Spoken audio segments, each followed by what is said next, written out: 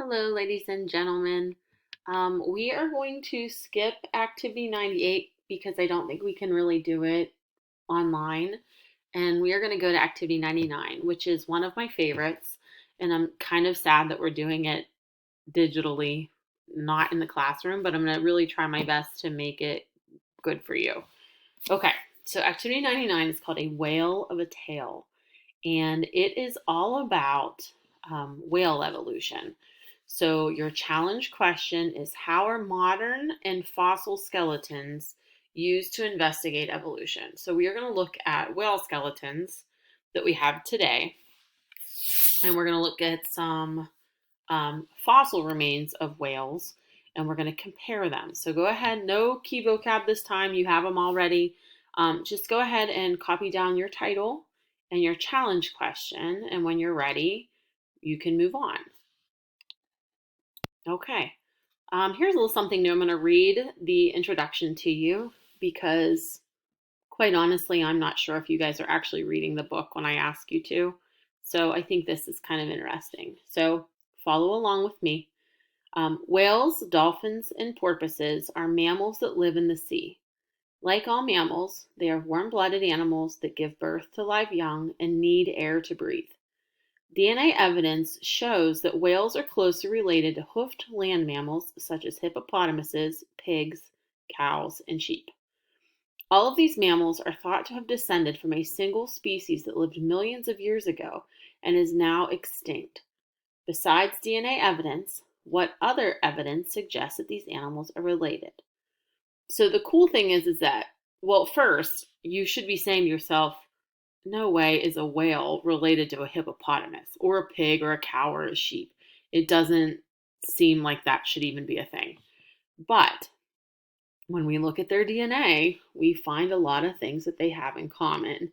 So that is kind of where we start from. Scientists are using modern day DNA evidence to see those relationships.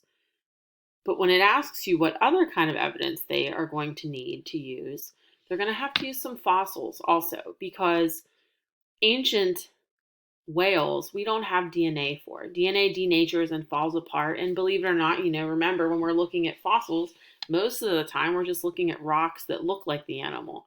So scientists have to go and use remains and fossil skeletons to look for similarities. And that's what we're going to do today.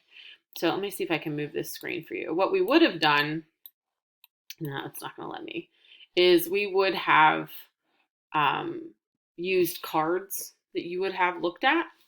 And unfortunately, I can't give you, oh, there we go. It moved.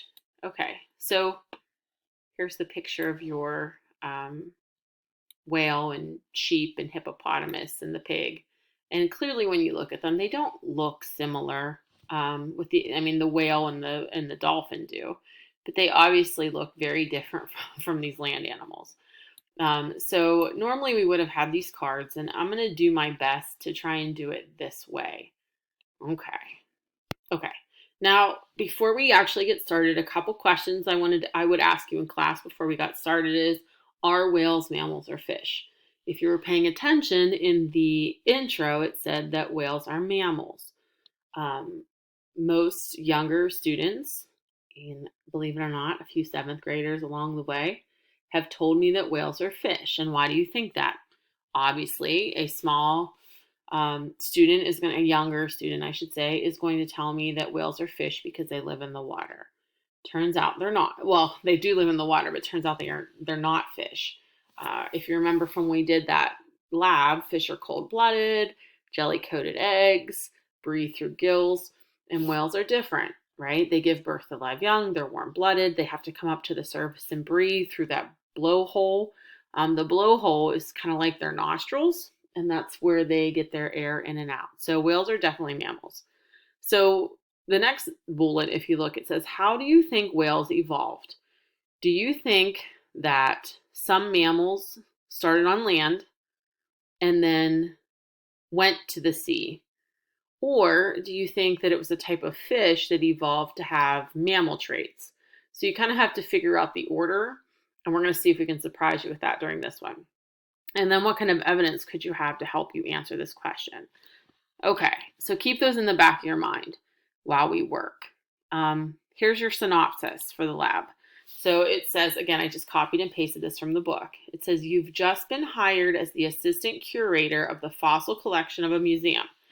On your first day, you discover that the skeletons in the exhibit on the evolution of whales have all been moved to a new room and need to be arranged. Unfortunately, you're not a whale expert and the skeletons are not clearly labeled. A local middle school has scheduled a field trip to the museum. It is very important that you arrange the skeletons properly before the students arrive. You decide to examine them to see if you can figure out how they should be arranged. So this is a time where I would pass out the cards to your groups and they would look like this. Okay, so this was the best I can do, you guys, in terms of giving you those cards. I don't know if you can zoom in and out. I can try to zoom as we look at them and zoom in on them I can try to zoom in. Oops, nope, that's not what I wanted to do. I can try to zoom in on them so you can see them a little bit better. But for now, we'll try and stick to it this way. Also, if you have access to a printer, which I know most of you don't, but I have attached the document that has these cards on them.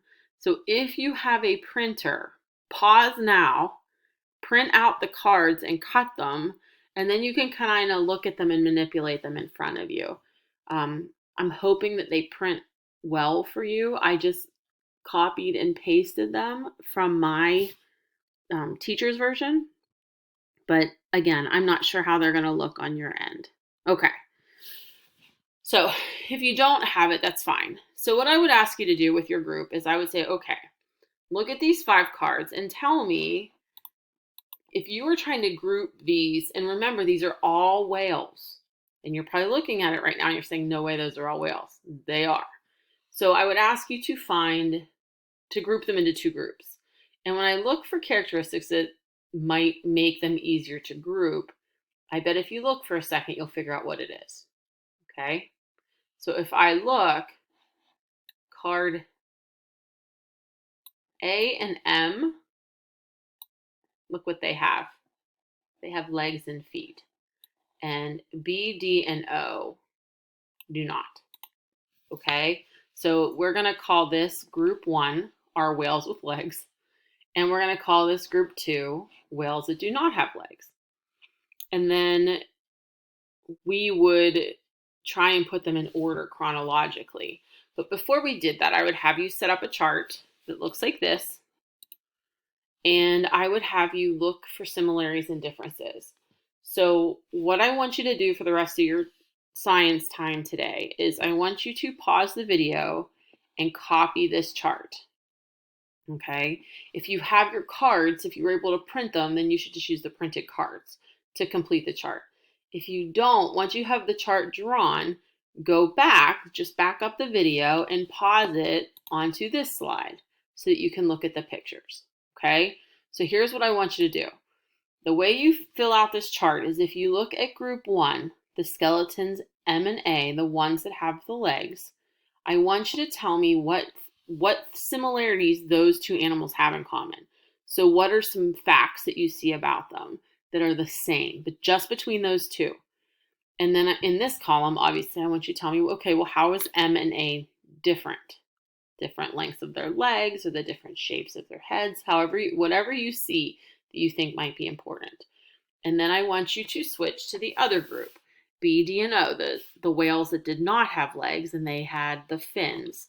So I want you to compare those 3 to each other, write down some similarities that they all have, all 3 of them, and then find some differences that they had. So how are the legless whales the same and how are they different? And then in this last row, I want you to compare the 2 groups. So if I'm looking at M and A and I'm comparing them to B, D, and O, what do those 2 groups have in common? And what do they have that is different?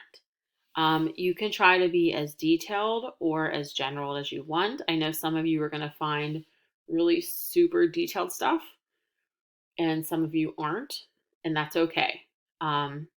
I would say that you can have at least two things in each box. That would be my recommendation.